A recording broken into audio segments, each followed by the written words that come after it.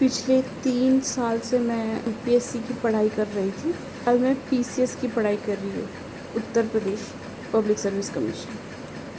तो सभी एस्पिरेंट को पता ही होगा, जैसे जैसे ये प्रोसेस आगे बढ़ता है या साल बीतते हैं, स्ट्रेस एंजाइटी होता ही है, ओवरथिंक होता है। बट इसके साथ भी it's not about mental health, but आपकी फाइनेंशियल बोलते ना, वो भी अब ड्रेन आउट होती है। घर वाले एक लेवल तक मतलब हेल्प कर पाएंगे।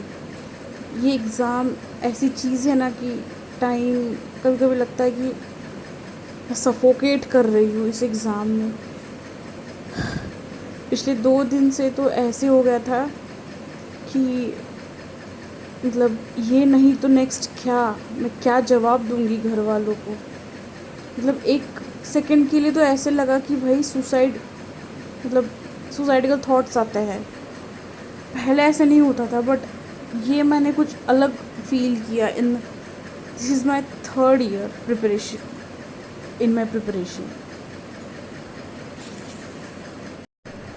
मतलब चीज़ें इतनी सफोकेट करने चालू हो जाती है ना, कभी कभी लगता है मैं क्या ही कर रही हूँ।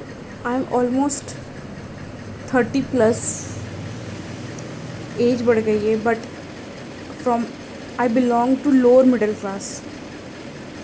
और हमारे लिए पैसा इम्पोर्टेंट नहीं होता, हमारे लिए रिस्पेक्ट, बोलते हैं ना, एक सामाजिक वैल्यू बहुत इम्पोर्टेंट होती है। और जैसे आजकल का सोसाइटी बन रहा है, जैसे न्यूज़ में दिखा रहे हैं, my parents are really very supporting me in this process. और यूँ बोले कि मेरी करियर में मुझे कभी कभी इतनी तकलीफ़ होने लगती है कि मैं क्या दे रही हूँ मेरे पेरेंट्स को, मैं खुद के लिए क्या कर रही हूँ। हाँ, ऑलरेडी मैंने 4 साल जॉब किया है एचआर कंसल्टिंग में। I was recruiter, end to end recruitment. But कभी कभी लगता है कि यार मतलब ये प्रोसेस ऐसे है ना, कभी लॉस्ट लगता है, कभी कभी लगता है मैं खो गई हूँ कहीं भूल भुलैया में। अब ऐसा लगता है बहुत सेल्फ डाउट होने लग रहा है। मतलब खुद की खामियां जब आप ढूंढ लेते हो, उस पर काम करते हो, तो ऐसा लगता है यार बहुत काम करना है। जैसा कंपटीशन है, जैसा मार्केट है, जैसा आपको मतलब आपके सपने हैं, आपको पूरे करने हैं। मैं ओवरवेट हूँ और मैं बचपन से ही मोटी हूँ। इस प्रोसेस में आने के बाद मेरी हेल्थ इश्यूज़ इतने बढ़ गए। पहले मैं मोटी थी बट आई वॉज फिट। अब मैं मोटी हूँ तो बोलते हैं ना, सब दिमाग से शुरू होता है। स्ट्रेस आने लगा धीरे धीरे, तो हेल्थ इश्यूज़ बढ़ने लग गई। इसलिए मैंने सुबह योगा शुरू किया, तो बहुत अच्छा लग रहा है अब। बट गाइस, सीरियसली आपको 2-3 अटेम्प्ट से ज़्यादा नहीं देना चाहिए। या तो आप 2-3 अटेम्प्ट देने के बाद थोड़े साल का कोई जॉब कर लीजिए, देन कम बैक। क्योंकि कंटिन्यू आप जब 5-6-7 साल दे देते हो ना, it's really very mentally harassing thing. क्योंकि मैंने ऐसे दिल्ली के कई दोस्तों से I spoke to them, I interact, तो वो बोलते हैं तू इसमें क्यों आई है, हमारे पास कोई ऑप्शन नहीं है, क्योंकि हमने ऑलरेडी 4-5 साल दे दिया है। तो मैं उनको ये बोलती थी कि तुमने दे दिया है, बट मैंने 4 साल मैं जॉब करके आई हूँ, तो इसीलिए मैंने मेरा ऑलरेडी ऑप्शन भी बनाया है। वो मुझे पूछ भी, मतलब यूजुअली ग्रुप में भी डिस्कशन होता है ना कि तुम्हारा ऑप्शन बी क्या है, तो मैं आई वॉज लाइक मेरा तो ऑप्शन बी हम रेडी करके आए ऑलरेडी, और मुझे वो ऑप्शन बी मेरे ऑप्शन में अब रखना ही नहीं है। That's why I chose to be in this field, मतलब पब्लिक सर्विस कमीशन में जाना है। Being into middle class, lower middle class families के इतने इशू होते हैं, वो हैंडल करो, खुद की हेल्थ हैंडल करो, फाइनेंसेस का दिन रात दिमाग में शुरू होता है, ऊपर से किसी दोस्त से भसड़ मच गई, बस फिर ऐसा लगता है बस अब किसी को कूट डालूँ कोई मिले।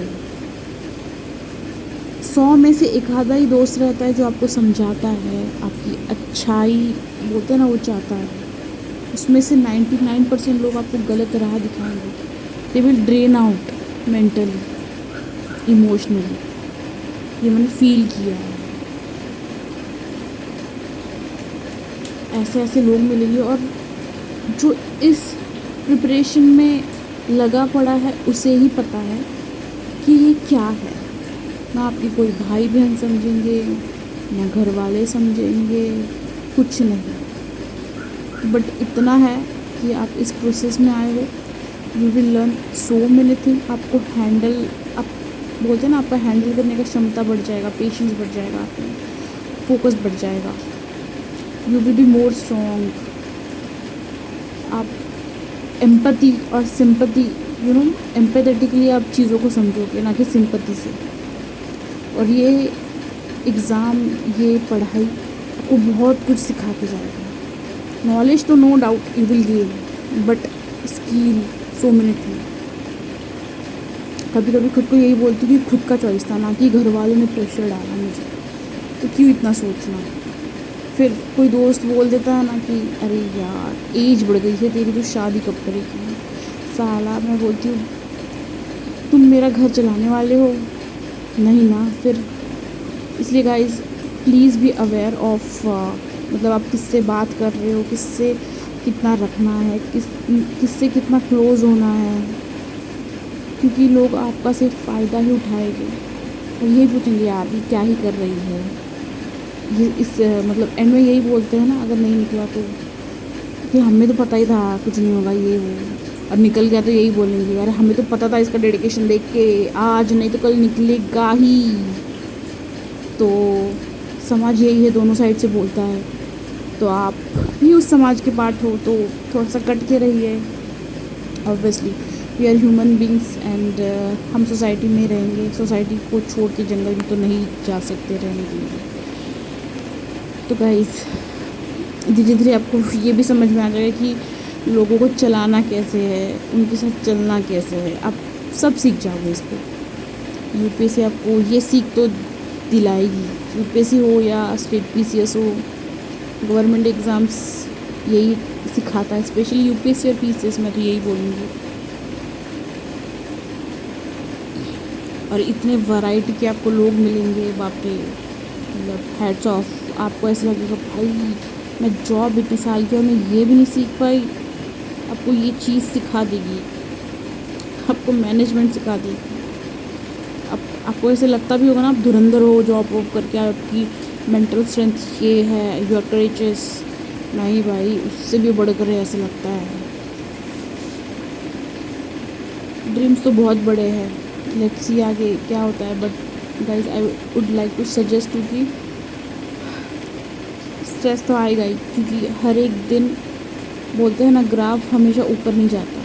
तो प्लीज़ ऐसे लोगों के साथ रहिए जिस दिन ग्राफ नीचे जाएगा कि और नीचे ना करे वो लोग बोले नहीं यार हो जाएगा तेरा। एटलीस्ट ये नहीं तो वो मेंटल सपोर्ट ही देंगे, चलो यार आज घूम के आते, चलो यार छोड़ो ना यार इतना क्या, काइंड ऑफ दे। तो आपको समझ जाएगा कि पुश कर रहे हैं, आपको मोटिवेट कर रहे हैं, ना कि आपको गिरा देंगे। भाई क्या ही होगा, छोड़ दे तेरे से, इतना दिक्कत है तो भाई तू जॉब कर ले,